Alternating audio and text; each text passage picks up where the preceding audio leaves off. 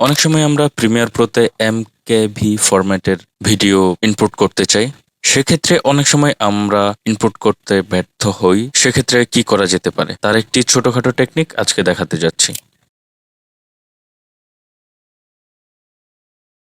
আমাদের যে MKV ফাইলটি রয়েছে সেটি আমরা প্রথমে প্রবেশ করানোর চেষ্টা করি।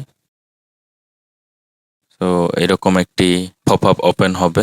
সেক্ষেত্রে যা করণীয় সেটি হচ্ছে আমরা ফাইলটির এক্সটেনশন রেনেম করে চেঞ্জ করে দেব। এক্সটেনশন হচ্ছে এখান থেকে .mkv এইটুকু হচ্ছে এক্সটেনশন। ডটের পরের অংশটুকু আমরা MP4 করে দিচ্ছি।